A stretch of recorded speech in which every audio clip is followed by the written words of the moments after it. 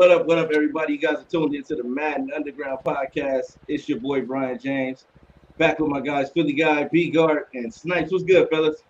What's going on, folks? How y'all doing? Well, I'm at home. I'm not on the road. You know what I'm saying? I had no green screen. I'm almost home. I'm almost home. I had no green screen with the old MU logo, the vintage logo. You know what I'm saying? So I'm chilling, B. Chilling on the couch. Okay. What's good, B Guard? You over there? How you feeling, man? How you living over there?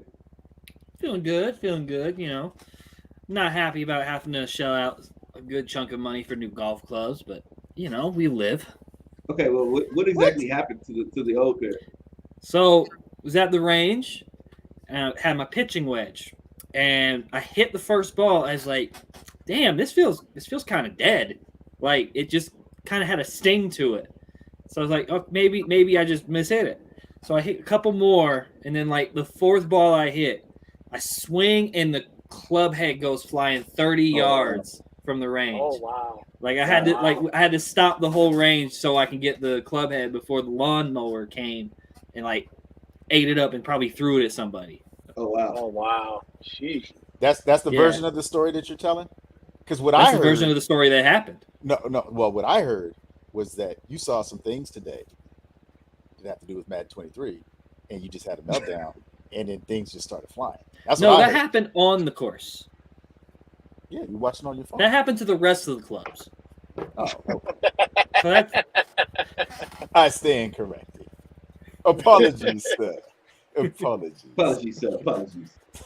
Definitely. So we got a lot to talk about. We got a lot to unpack today, especially with all the news that came out in regards to MUT, the MCS, and things of that nature. So let's get right to it. How you guys feeling about all that stuff that we heard about today? The gameplay. No. Gameplay. We go gameplay. Okay. Before we get into that, Hard Knocks came on last night. I know you didn't watch it, Philly Guy. Did you? I did. Oh, okay. Oh, snap. Philly watch Hard Knocks, guy. I mean, I don't even know what you're trying to get with that. I don't know. I just knew you didn't watch it. Why? I know Snipes watched it. B-Guard said he didn't get to see it, but he's going to check it out for sure, right? Yeah, I love Dan the Man Campbell, all right? Okay. And if you do things for Dan the Man Campbell. Hey, and after watching Hard Knocks last night, man, I think there's no way you could not like that guy. You know, so let's get a quick thoughts on Hard Knocks real quick before we get into the meat and potatoes. Well, Snipes, let's start with you.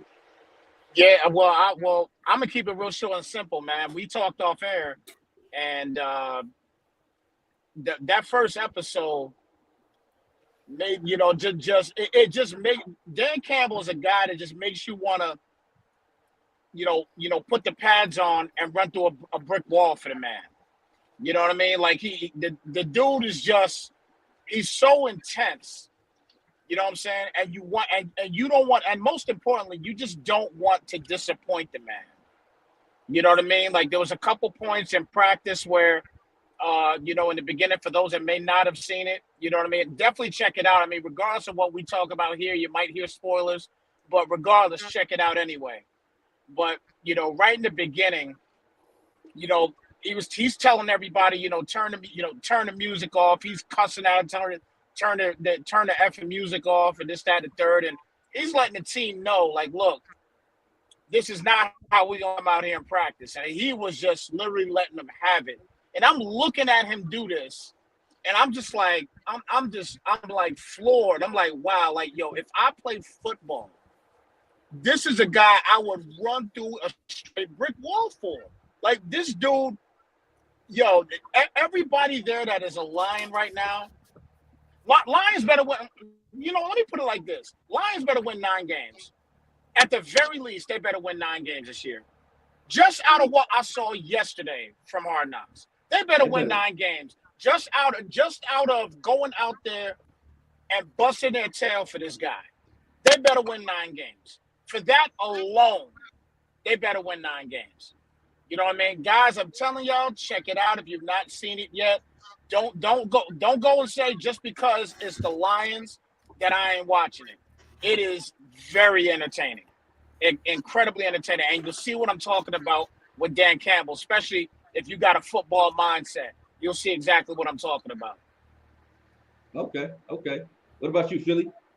Well, I mean, for me, it's just simple. I've been a fan of the Lions after watching the way that they were playing last season. I've been saying that for the longest, and I'm glad they have an opportunity to shine. I don't know about the pressure on them to necessarily win games. I know that that's their goal, um, but the passion is real. I know a lot of teams have very passionate players and leaders that are outspoken, and you love to see it. You love to see it. But like I said, I was a fan of theirs. They made me a fan last year when I was watching them ball out, and I think that experience and talent were the two things that they needed just to turn the corner. And they're better than they were last year. So I'm going to be watching them to see how well they do anyway.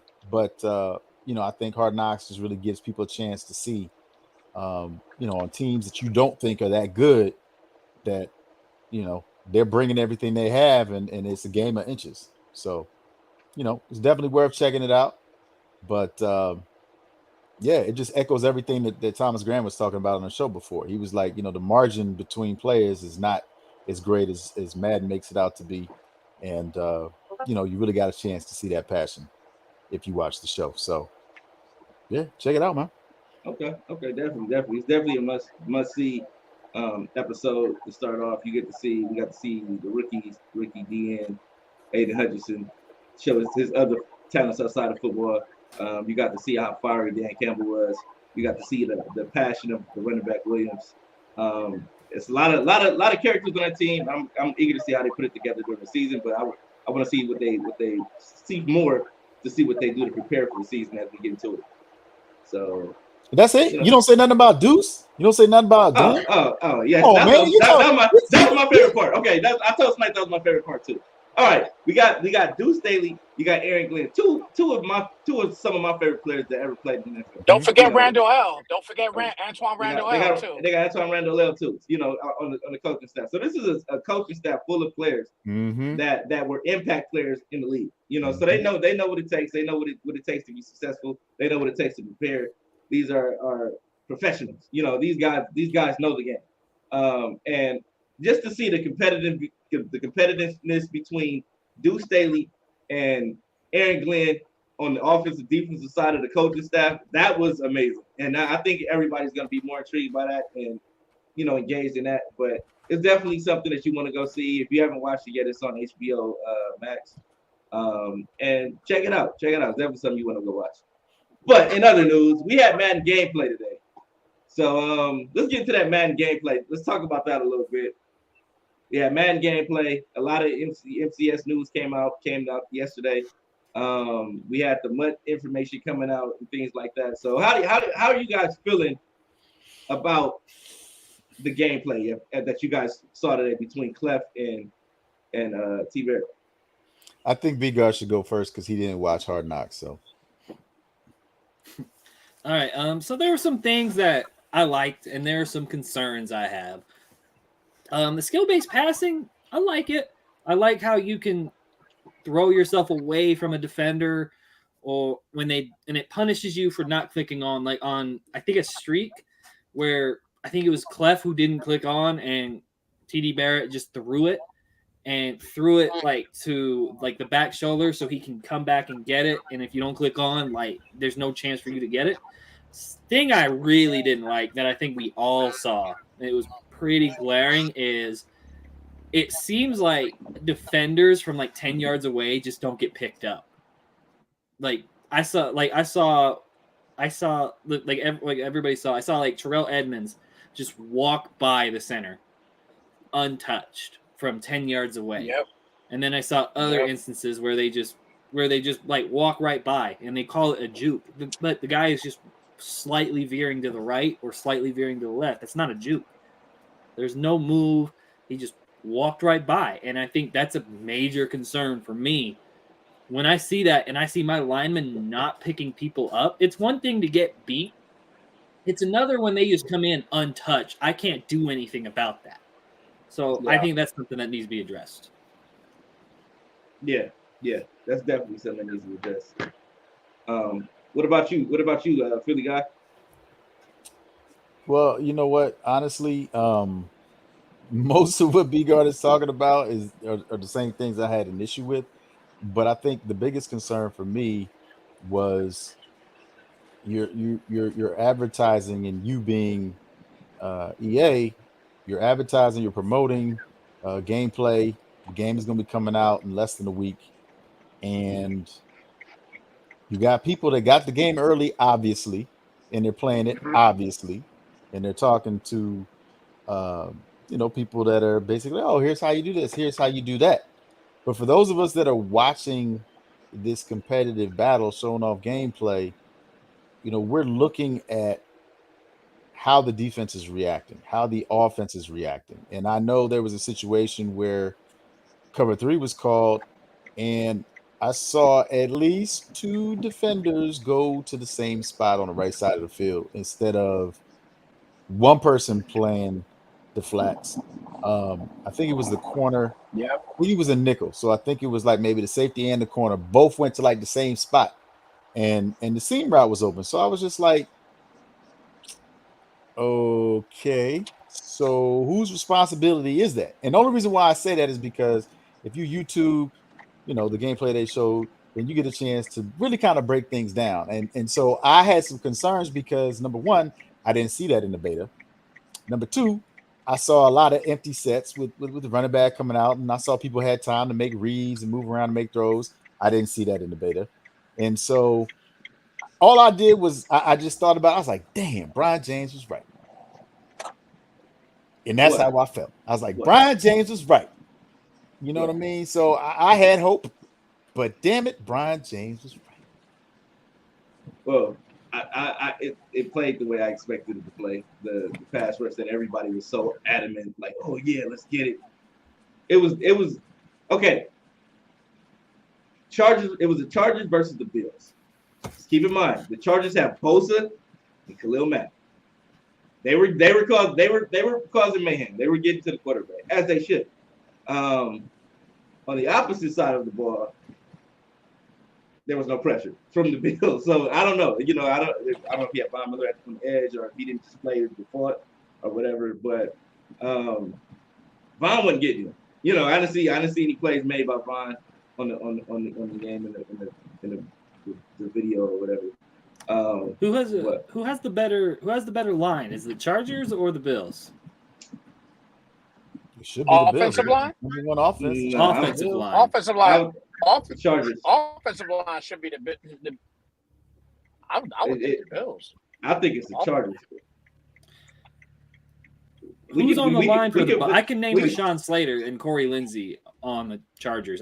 I'm not so sure who else is on there.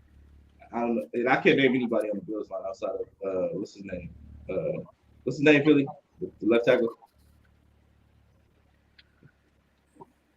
No, nobody knows his name. So I guess it's the Chargers. Chargers have a better O line because nobody can name anybody on the Bills O line. Can anybody out there name anybody on the Bills O line? I can't. Name a Bills offensive line. The trivia. name. But yeah, it's definitely like I said, it's a video game. It's gonna Deion Dawkins. There we go. I didn't want to call him Brian Dawkins. I knew it was Dawkins, but I was like, I couldn't think of his name. But yeah, that's the only guy I could think of on the line that jumped out at me, if in regards to ratings wise. But no, that's something we definitely should look into is the ratings of the Bills O line and the Chargers O line. You guys actually want to look that up? Anybody got time to look that up? Yeah. 923 ratings. Looking it up right now. Who are you going for, B-Guard? Both of them? I'll go for the Chargers. No, because you can do both at the same time. Remember? Yeah, that's right. Yeah. So let's look that up at the same. Look it up and let me know. Because in my opinion, I thought the Chargers had the better O-line, but maybe the Bills do. I don't think so. But the Bills, that O-line was crumbling. that O-line was crumbling. And there was like I said in the one play that B-Guard talked about, alluded to, where the linebackers came share from middle. I think that happens sometimes. But I see they have that evasive maneuver for the defenders now where you kind of juke with the defenders. That's going to be glitchy, in my opinion. I think that if you're going to user a linebacker in turbo blitz or whatever, that's going to be glitchy because you can just sidestep a lineman, boom, go in there. I don't know if they still got the nano detection on where you freeze even though you get past somebody. But, even still, that's going to cause some type of disruption. in the passing game, and I think it's a necessary evil in my opinion because of the way the passing game was last year. It was OP. There's nothing you could do to stop anybody on offense. If they ran the meta, you know what I mean, just a couple of crossers and boom, somebody's open, you know. But yeah, you know, I think this year is going to be a little bit more defense, in my opinion. But you guys got the answers for me yet? Yep. I would say that the Chargers have the higher rated offensive lineman. Yeah, I figured. Lindsey's a 91, Slater's a 84. But it seems like depth-wise, like Buffalo may have an edge, but I'd take the Chargers just based off the two that they have. You know, anytime you got a 90 on line, he's gonna make everybody else on the line better because he's gonna, you know, take on the exactly. guy. So, but yeah, definitely. I wasn't impressed by the gameplay because I played the beta and I kind of had an idea of what it was gonna look like. But if you hadn't seen it, then you probably wasn't impressed either. But there were certain things that you could take away. That I saw certain things where the coverage was on point.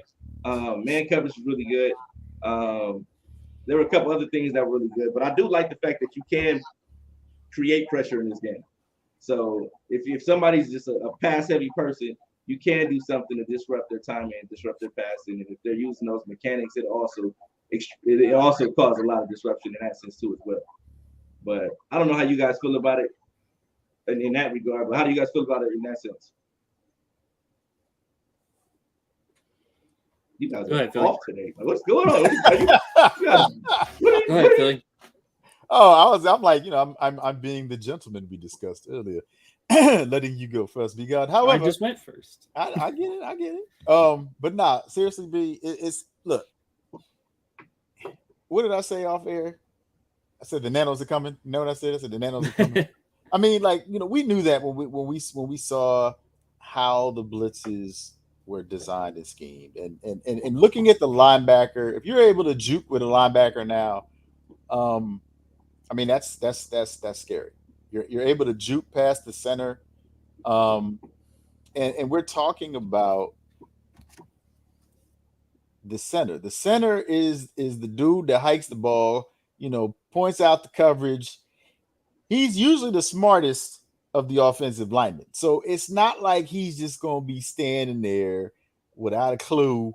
You know what I'm saying? So, you know, what do you do? What do you do? Do you highlight the middle linebacker? You know what I'm saying? Like, how do you, on the offensive side of the ball, identify, you know, the blitzers that are either coming from the edge or they're coming from the middle? You know, can you make an adjustment? And to me, that's the thing. Okay, I love the chess match of it all.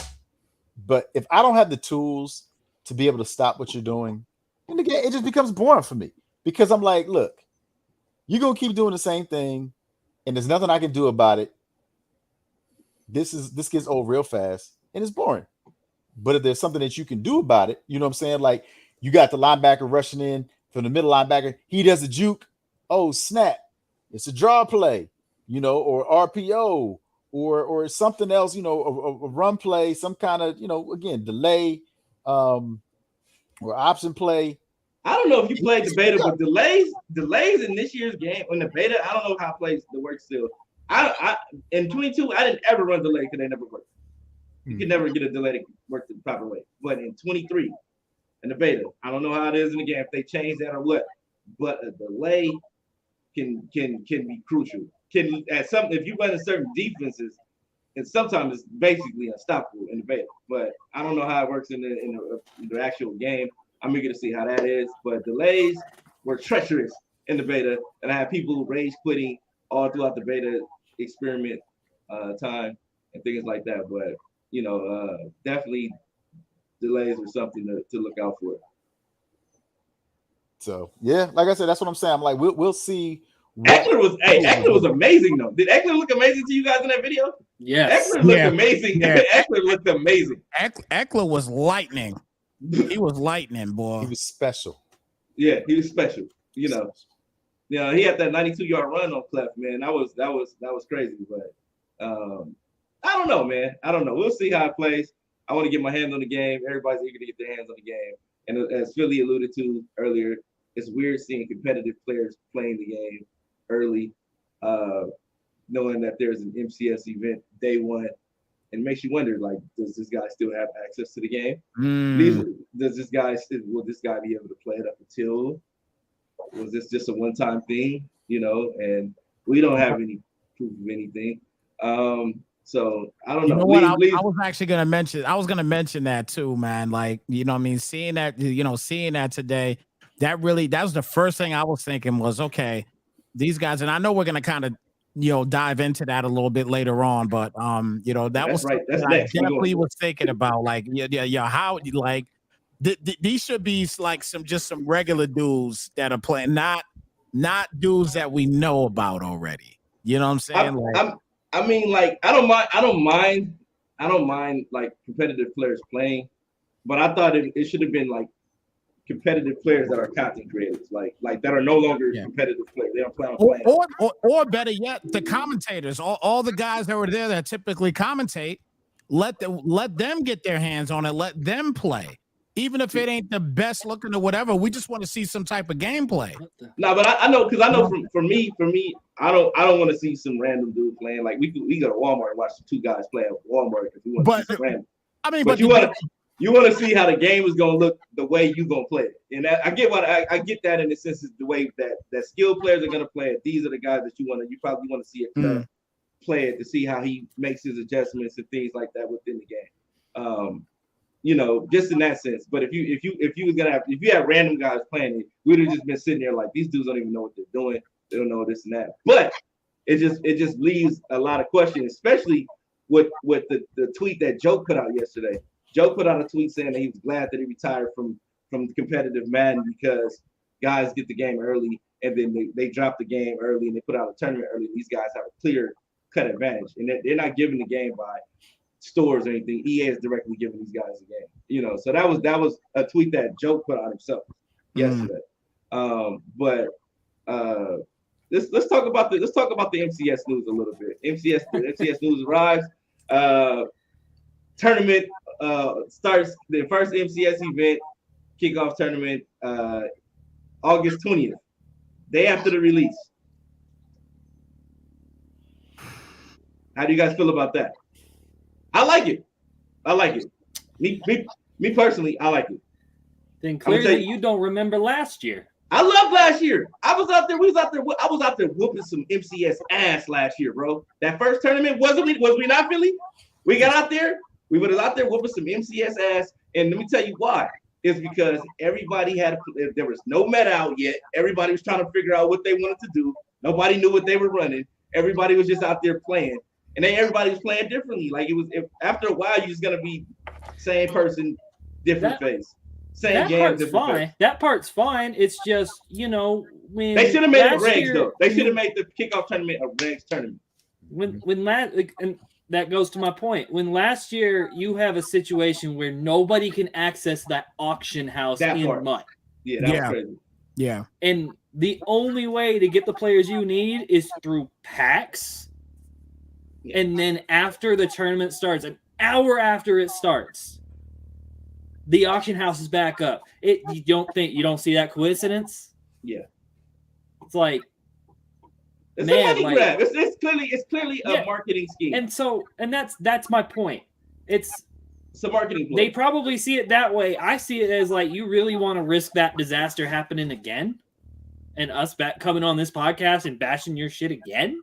Well, it's not bashing if you're speaking the truth. I think the reality of it is as a consumer, you're willing to compete and spend your money and participate. But when you see that there's an unfair advantage, and then you see, again, with the game, going to certain people early, and then, the auction house, and there's only one path, not even to success, only one path to take. It's the illusion of success, but it's only one path to take. And you're that's what they sell every year. That's what they sell, the illusion of success, like you just said. And I don't know if it was last week or the week before, but I said there are other and better ways to make money off Madden than the MCS. Definitely. The MCS caters to the 0.01% of Madden players. like the top of the best of the best, the top of the mountain. I can't wait to talk Like, about this part. and the thing that bothers me is like when some 16, 17-year-old kid who's in high school, he sees this and he's like, damn, I could be just like Draney, or I could be just like Henry. Like Henry and Draney were playing money games when they were like 12, 13 years old. Right. Like that's the thing I don't think a lot of people don't get. It's like these dudes were playing years before they ever touched the MCS stage.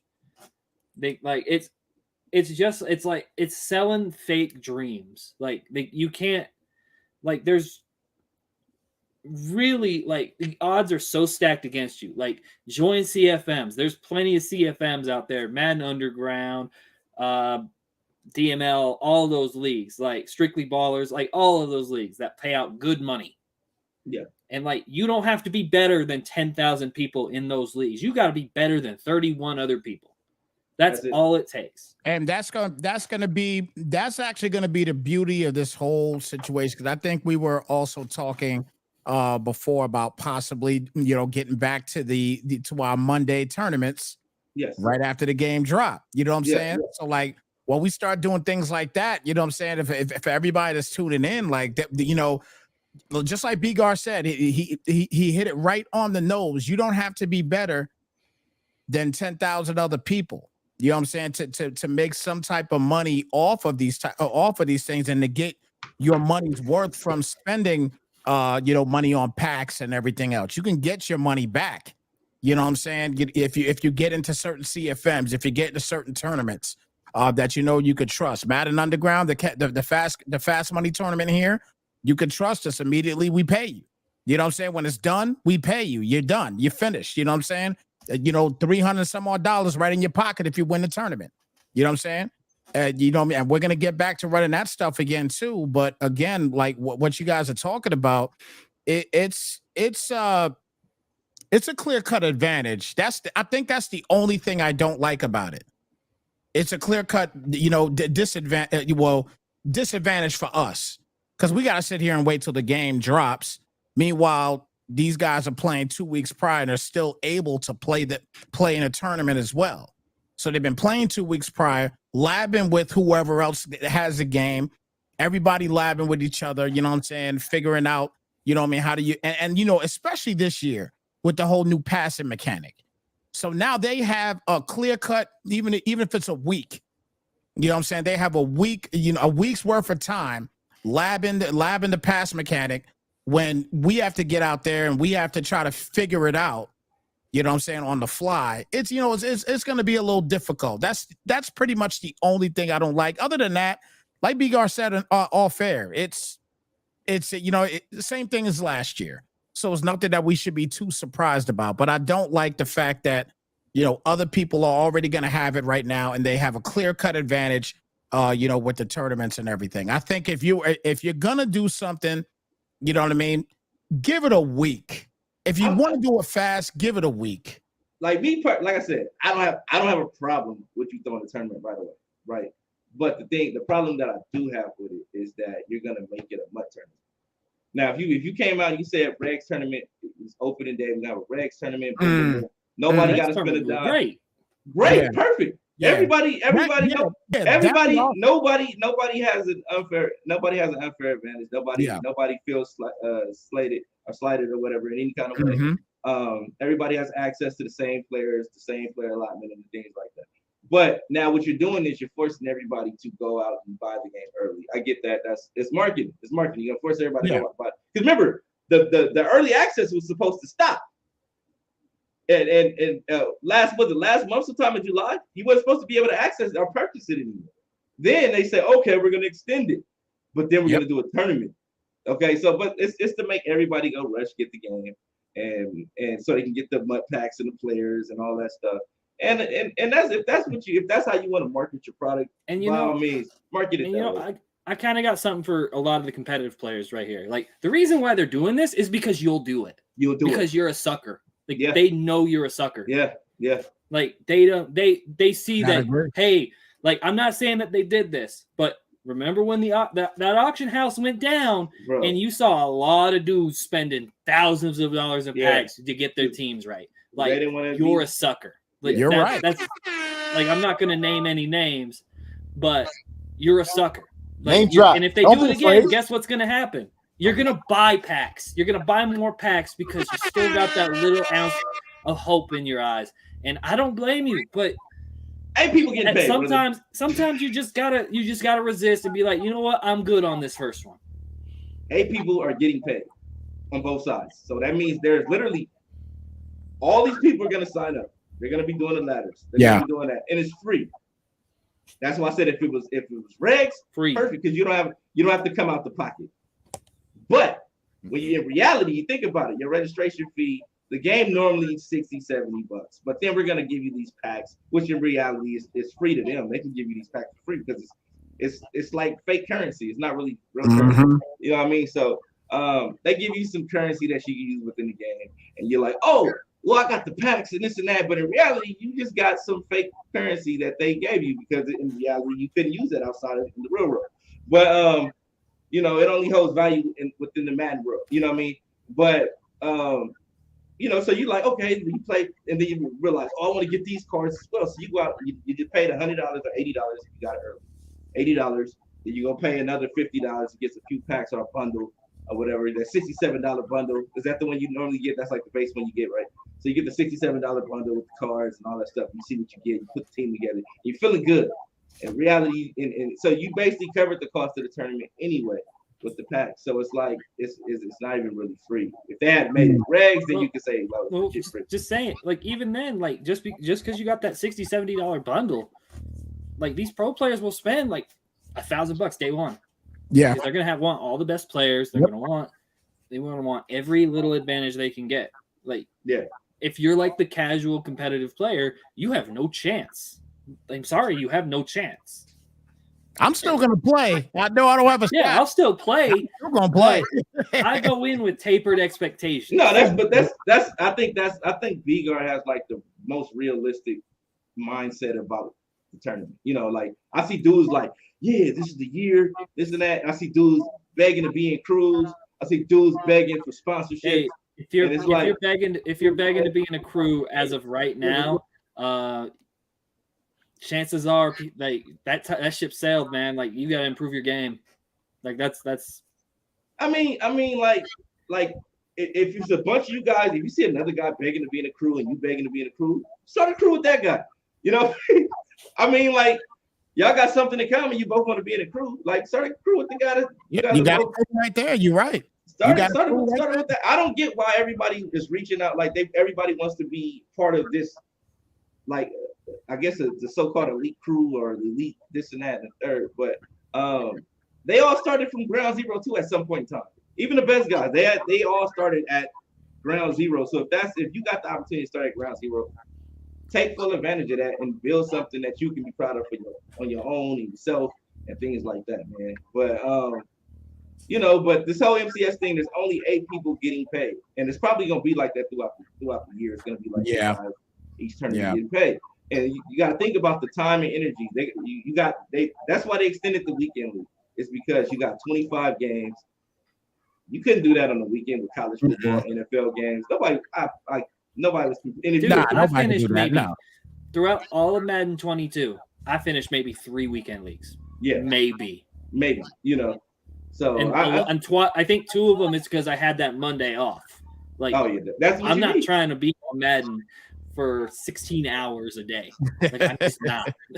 And don't get me wrong. Like, there's a lot of guys, and I'm not knocking the guys that are excited about the MCS, but I'm saying just go into it with realistic standards and expectations and things like that. But if you honestly going into this thinking like, you know, I see guys like, oh, I'm about to go win my share of $1 million. And I know, like, bro, like you're not getting any of that, bro. You're gonna build your team, and then you may get some coins out of it for doing the solo challenges, this and that. And that's as far as it goes for you. But that's it. It's coins. Let me give you one example. Like Dimes, he was the 31st to 32nd ranked player in the MCS. Like, was a top 35 player in the world. Gets you nothing. He didn't make anything. Nothing. Like, he won a bunch of Players Lounge tournaments. He won a lot of CFMs. He's doing the right things to make money off Madden. His stream is popping now. There are other ways, and he knows there are other ways to actually, like, get a return on investment. But is that what we're doing? Are we encouraging people to create an OnlyFans account like Dimes did? No, I don't. No. What I'm saying is be an entrepreneur with use what you've done or your talent. You know, like I said, even in the good book, it says your gift should make a way for you, right? So what I'm saying is, if you're somewhat decent at this game, and you can beat a few of the top players, stream. And you have a personality. Some form of personality. And people I'm not even gravitate to that. Or even if you don't have a personality, but you're really good at the game, you don't mind showing what you do. People will watch to see what you do. Yeah. So just stream. Get on camera, show your face. People do want to see who's playing. Like, and even if you just sit there like this. I'll never understand like the competitive players who don't want to stream. Like unless you're finishing like top 5. Man, like I get it. But even then, like you can still make so much on return on your investment.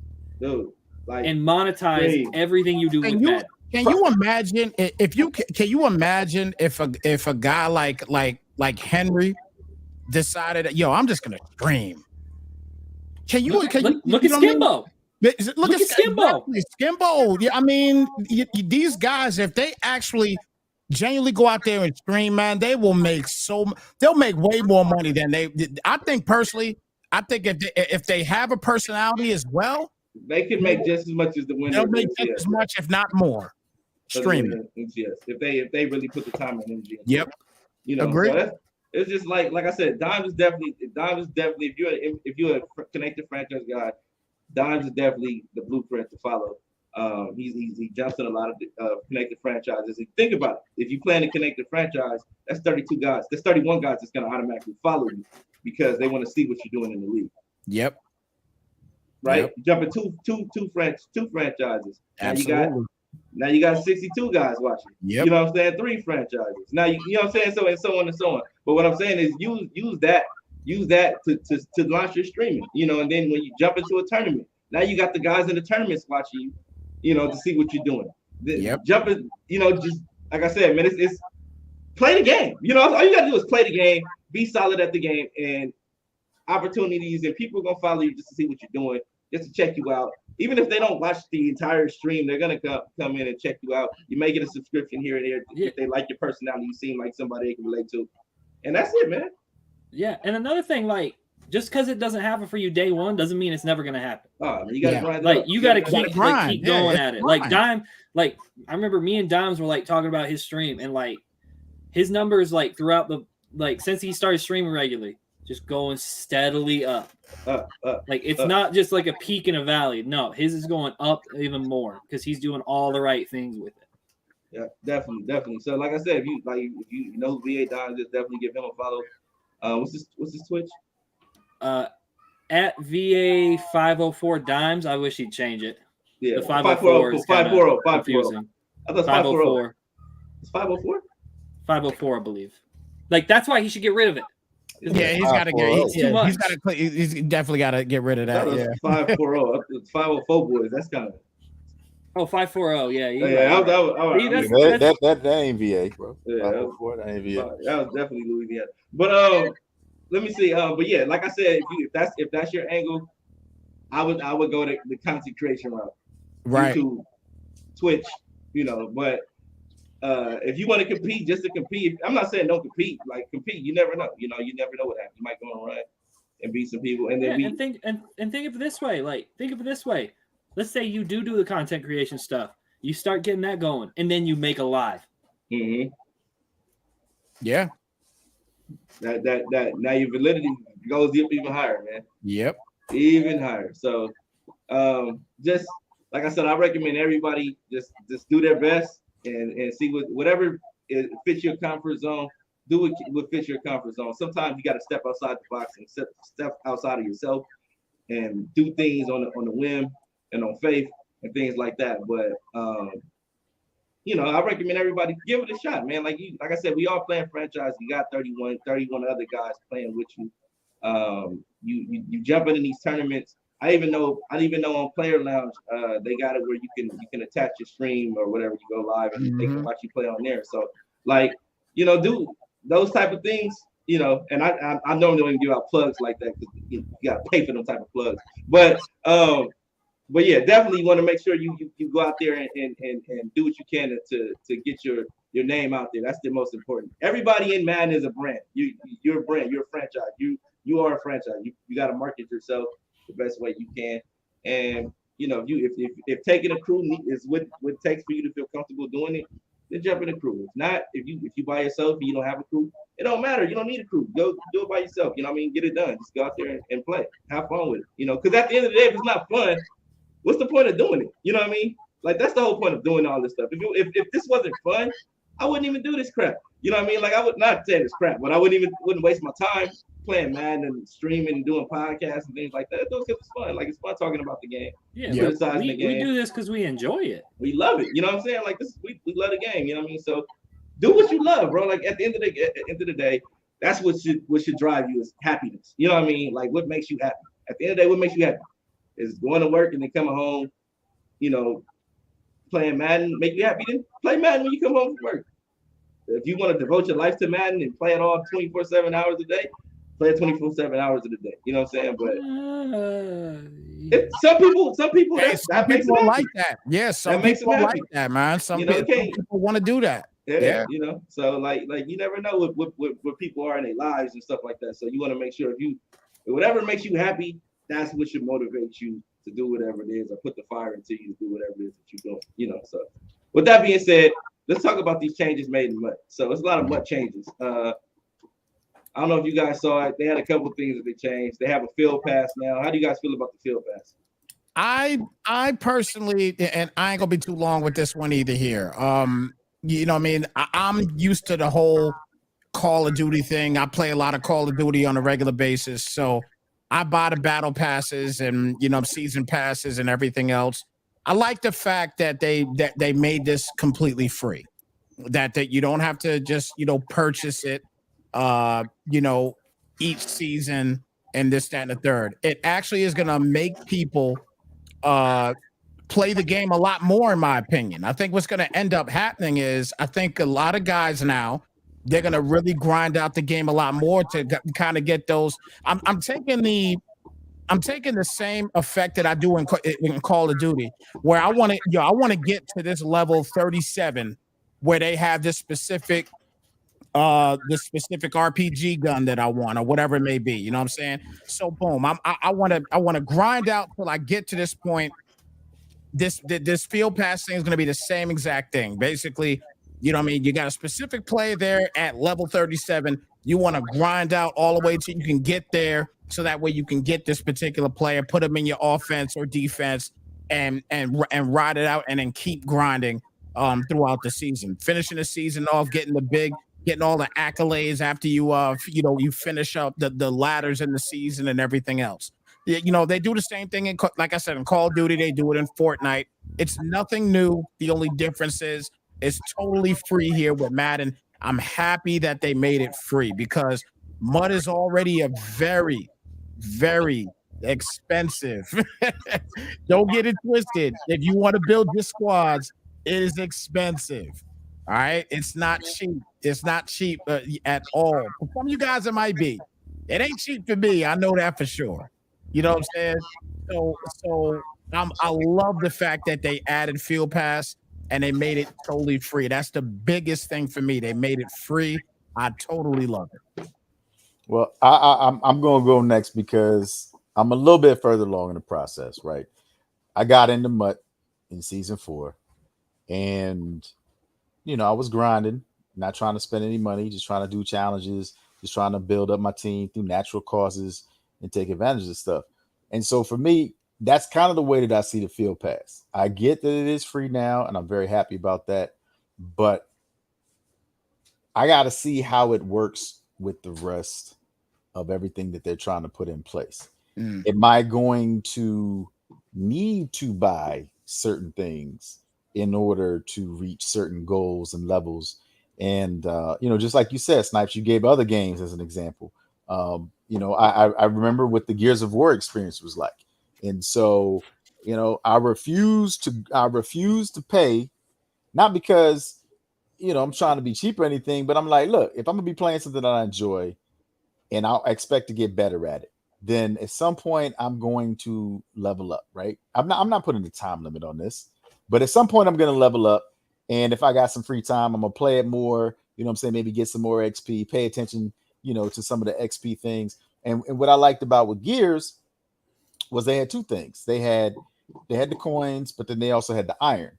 And the iron was something that you could use to, buy the XP boost, or it was something you could use to buy stuff. And so, once you were able to level up uh, all the way up to general, they kept it going, but you would get coins. Like getting the iron wasn't something that they always gave out. And so I felt like it got to the point towards the end of Gears where all those things you talked about, like wanting a certain gun or skin or anything else like that, I knew what I had to do to try to get those things, and it was possible. It was obtainable. It wasn't like a fool's gold where at the end of the day, I'm like, oh, snap, I can't get this. I'm actually going to have to actually spend some money, break some bread on this. I knew that if this was the only game that I was playing, and I'm playing it for a long time, that I'm getting rewarded for the amount of time that I'm putting into the game.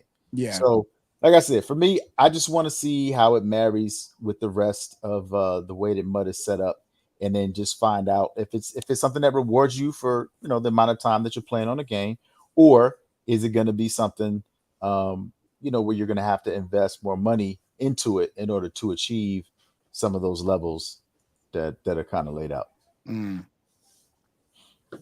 Interesting. Okay. Shifting over to MUT Champions. Well, wait, B-Guard got a speak on it. Yeah. Oh, okay. Field pass. No, I'm good on field pass. Like you guys said, pretty much what I was thinking. Like, there's nothing more I could really add to field pass. Like, I feel like it's just like levels from last year, except there's like if there's exclusive players to field pass, like I think that's great, and it's actually something to grind for. Like if it's like, oh, you get a power up pass, or you get a pack. Like I'm not that interested in that. But if you give me a player at the end of it that's exclusive to the field pass, I think that'll actually make me want to grind it a lot more than what I just said. Okay, now let me get your take on MUT Champions, because you are a weekend league guy, B-Guard. And the differences that they made in weekend league this year, I think were amazing in my opinion.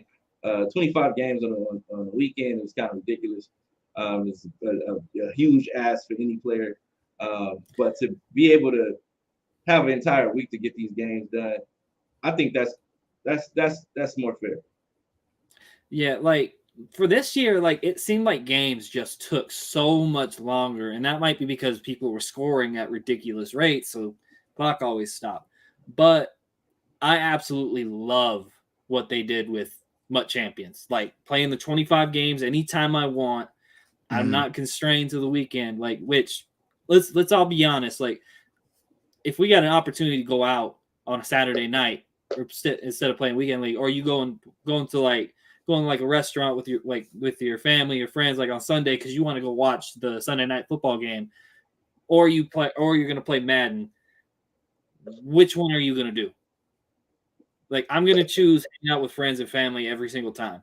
Yeah. So the fact that I could play this like on a Tuesday afternoon and I could stream it, it's a lot more flexibility, and I absolutely love that. Another thing that I'm seeing right here is I hope this is at launch all Madden seasons. Like we've been asking for this for 2 years, and it seems like they're finally listening. And I absolutely love what I read about all of this. I absolutely love it. And I like the fact that the weekend league or MUT Champions requires tokens, so you still have to grind to be able to get the tokens to compete. Yes. So it's like it's not just something that you just have access to. Right. It does require some type of skill, some type of time to get the tokens to be able to compete. And I think it should be fun. I think everybody enjoyed it. And I do like the way that they did the sets this year. That was something else that was actually impressive in my opinion. It's more. I think it's a little bit more organized. And you know how it looked last year. Like you didn't know what was what, or if this card was that card. If I had anything, if I was closer. Maybe to the guys that are like frequent, like extreme mud guys. But to the average casual new to MUT person, it wasn't really easy to pick up until like unless you put like an extreme large amount of time into it. But I do like the format and the layout that they have now and things like that for the sets. What about you guys? How do you guys feel about that? I think the sets, I mean, the sets look nice. I mean, just like Philly, I'm a guy that just recently got into, MUT and everything too. So I'm kind of getting used to how everything is looking at night. The way they set it up here with 2.0, I do like I do like the way it's looking. It definitely looks way more organized now. I think that was one of the things in the past for me. I don't know about you, Philly. But I know one of the things in the past for me that kind of intimidated me with MUT was things like this right here. Like when it looked just all discombobulated all over the place, I was just turned off. Like I didn't want to even bother with it because I just didn't know what to do, where to go first. I didn't want to feel stupid and ask somebody, hey, yo, how do you get here? You know what I'm saying? Like I didn't want to be that dude. You know what I'm saying? I just didn't want to be that guy. And the way that they kind of, clean things up a little bit here, I definitely like the way everything is looking with this. I think it's going to be a fun year for MUT players.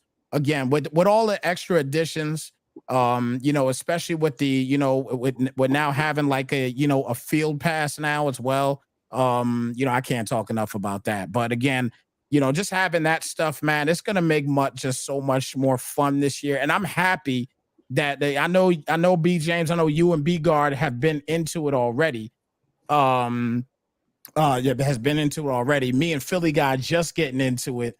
But now I'm intrigued to continue to play now, especially the way they've changed everything up. Now when they added field pass right there, like that was literally to me my favorite feature of the year so far. That's my favorite feature of the year because I just got into MUT. So now that I just got into it, now it's like, all right, boom. You gotta have a confidence.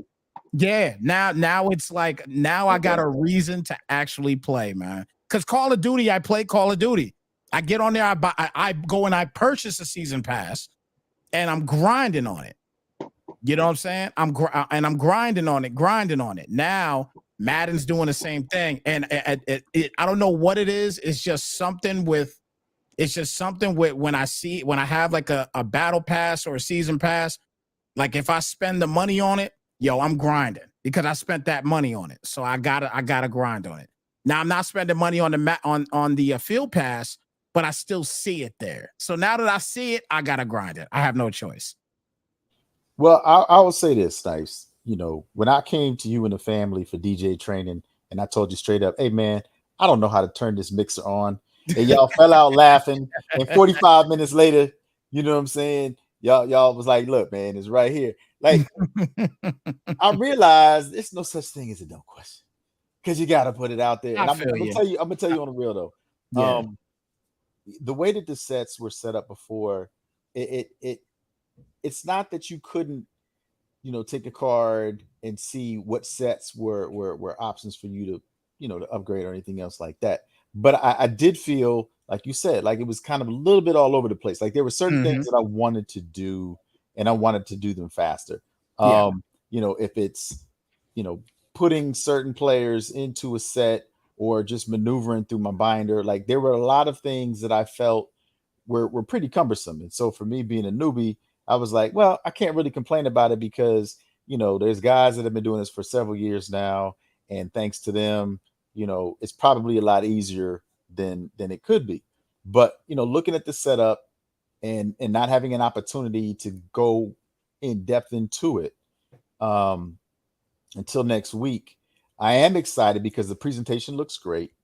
And then also, the functionality of it is going to be what I'm looking forward to seeing because there's a lot to be said when somebody rage quits or you lose a solo battle game because of the server and there's delays in getting your packs and everything else like that. That's one aspect of it. But maneuvering with the cards and then knowing the value of what you have and being able to, add to that. I think that really needs to be simplified, and I think that it looks good. It looks, it's got the color code. When it's color coded, then you know what that means. You know what I'm saying? Red means stop, green means go, yellow means wait. You know what I'm saying? So you know what the colors mean, and so I think that that's very helpful. But yeah, I mean, look, they've made some improvements to it, and as always, let's just see how it works. B, we can't hear you, bro. You muted, bro. You mute. Yes. Talk, B. Yeah, you're still muted. Well, having some technical difficulties here with Okay, Snipes, that falls to you, man. Live TV. You're the next in command. Hey, you know what I'm saying? I ain't got no problem being next in command. It's all good. It's all good. But well, you know what? I don't think let me double check here real quick because I think that was actually it. I think that was actually it there. Let me see. We just have to keep talking. Like, Philly, you brought up in the meeting Roquan Smith. Yes, thank you. I was getting ready to do that. Take it away, me. Yeah, that's a great combo right there. That's a great combo. It's just off to a bad start with this new regime in Chicago. Don't want they are kind of stressed for talent. If we're really being honest, like they are projected, I think, to be the worst team in the league. Well, here's what. So first of all, I don't think that's going to happen, and I'm not saying that just because Thomas Graham was on the show and we wish him well. I think it's the fact that my New York Jets recently just suffered an injury with Mekhi Becton, and I know that the Chicago Bears receiving corps they've been having that injury bug, and we all know how devastating that can be. Now, I'm a firm believer that Roquan is a special talent. He definitely deserves his money. And I don't think that you need to have players that are committed to your organization and involved in the city and organization.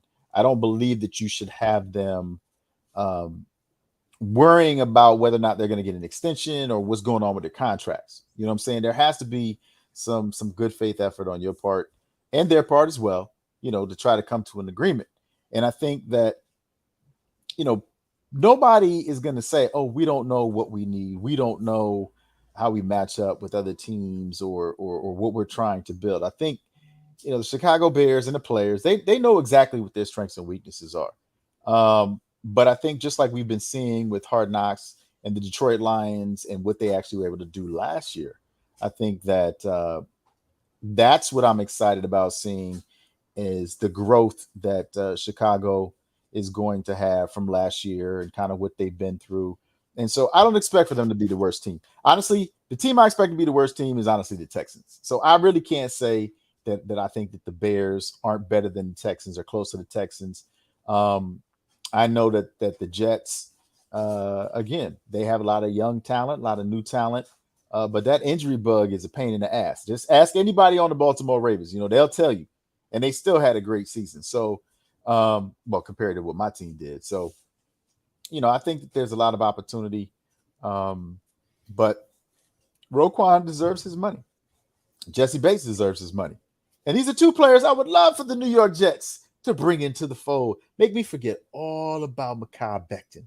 You know what I'm saying? Have Roquan on the outside with Quan Alexander and CJ Mosley in the middle. You know what I'm saying? Then I got Jesse Bates in there backing him up with Jordan Whitehead. I likes that. So, hey, we'll see what happens. But, let's not kid ourselves. We talked about the injury bug. We know Garoppolo is not on the move yet, even though Trey Lance is now taking better strides, apparently, in practice. But keep the man happy. You don't need any more distractions. You got enough, receivers that have been hurt. So that's just my take. I think there's going to be a sneaky bad team. I think New England is going to be not good this year. They don't even know who their offensive coordinator is right now. Like, the players don't know who the offensive coordinator. Like, from what I heard, it was Matt Patricia who was calling plays for the offense. Noted defensive coordinator Matt Patricia calling plays for the offense. Nah. And man, from what I read, like they looked really bad in training camp, like the whole offense. Like to me, I think I'm starting to think that the shine is coming off Bill Belichick just a little bit. Nah. Now, see, I wouldn't go that far because we know that he likes the two-way player. Asante Samuel comes to mind. So why don't you have coaches do it? You know what I'm saying? Okay, coach the defense, now come and coach the offense. I don't even think that's an issue because he comes from one of the greatest coaching trees ever. And so I have no doubt in my mind as a coach that he's going to figure it out. Now, I will say this. When you talk about somebody that's going to be sneaky bad and you put the injuries to the side, I think a lot can be said for certain teams that are looking to maybe make that jump where I think everything can go horribly wrong. Now, I will say that the Bengals got a target on their back. We've talked about that before. I would say it'd be very difficult for them to repeat the success. I don't think that they are that much better than the teams in their division, and the teams are, they're healthy now. But I think if we can focus on the negative, we can focus on the positive. And all signs are pointing to those New York Football Giants. And them gonna be special. Best 3-win team in the league, baby. Best 3-win team in the league. Okay, I'm back. Can you hear me now? Yeah, we don't care. We talk about. We can hear you loud and clear now. So that, you can close out because Philly tried to. Bring it in here to me talking about the Giants. I'll just tell you. I'll just say this. I'll say this about the Giants real quick, and I want to give it. First off, I want to give a shout out. I heard earlier this morning. I heard. I try to tune into the Keyshawn J and Will show. I try to tune into them as much as I can, and when I'm up anyway. And I heard Keyshawn talking about something that made a ton of sense this morning. And I wanted to kind of bring that out there because it makes a lot of sense. A lot of people, they've been going crazy on Daniel Jones and him throwing pick after pick and this, that, and the third. And not even just Daniel Jones, but other quarterbacks as well. They've been talking a lot about other QBs not looking good. The offense is not looking good and everything. And the one thing that Keyshawn brought to my attention, and again, I don't play football in the NFL, never have, never will, but he has. And the one thing that he mentioned is that most coaches, they bring up situations, okay, where, for example, what'll happen, like let's just talk about Daniel Jones being he bought at the Giants. They bring up situations where what they'll end up doing is they'll tell Daniel Jones, let's just say, he has to target Sterling Shepard. And no matter what the coverage is, he's got to throw the ball to Sterling Shepard. That's what they did. They do that. And that's what Keyshawn said this morning. He said that this morning. Okay. So this is what they actually do at times. Okay. They actually say that you have no matter what the situation, this is a situational drill here. No matter what, you have to throw it to this guy. So even if the guy and the defensive guys, they won't even know it. They won't know what the plays are, but the offensive coaches are telling them this is what you have to do. So even if he's doubled, you have to throw it to this guy. You know what I'm saying? You have to throw it to this guy no matter what. And like with Daniel Jones this past week, all this happened is that he's throwing interceptions after interceptions because of that. Everybody's going crazy over it. But what I'm basically getting to everybody is none of us know in full detail what these coaches are thinking. So we can't let's not jump the gun and think because somebody is throwing pick after pick after pick that they're not being told that these are things that they got to do. They might very well be told they have to do this to get things figured out. And then furthermore, Keyshawn also stated as well that they do this from time to time to get the defense juiced up. Everybody likes a little bit of an ego check. You know what I'm saying? A little bit of ego boost. You know what I'm saying? Ego does help out a team from time to time. So these are actual. I mean, trust me. Don't shoot the messenger. I'm just saying that's what's out there. You know what I'm saying? This is coming from somebody that played the offense on a high level as far as Keyshawn Johnson. You know what I'm saying? So I gotta say, after hearing that from him, I'm like, well, you know what?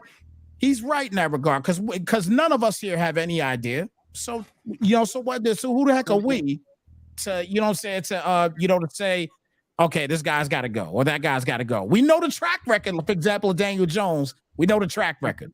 Let me ask you something, Snipes. How much of an ego boost is that Giants defense going to get when Jalen Hurts drops 40 on them this season? Hey, you know what? You know what? And you might be right in that regard. You might be right.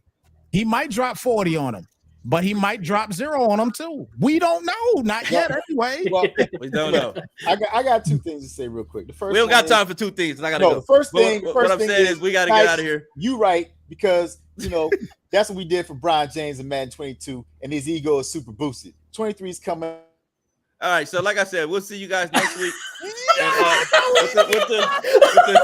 This dude's talking to himself right now. So what I'm saying is I gotta go. I don't know what he's talking about, bro. But yeah, thank you guys for tuning in. We'll see you guys next week. 5 p.m. Pacific, 8 p.m. Eastern. So yeah, yeah. If you guys have enjoyed a Madden Underground League, make sure you visit MaddenUnderground.com. Join our Madden Underground leagues.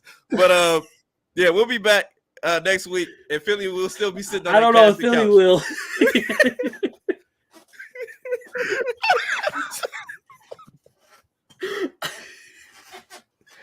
Oh man! So yeah, but we'll out from under him.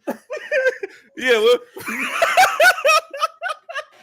we'll be back next week. We'll see you guys 5 p.m. Pacific, 8 p.m. Eastern. If you have not joined the Madden Underground League, even if you I think we still have a waiting list on the Xbox, and if enough people sign up for it, we may do another Xbox league because I think we got over 40 people on the waiting list right now. So we may do another Xbox leagues too. But PS5 still has some openings. I think we're up to 4 or 5 spots. Register MaddenUnderground.com, and we'll see. We'll see you guys next week. 5 p.m. Pacific, 8 p.m. Eastern. Thank you all for tuning in. Lord have mercy.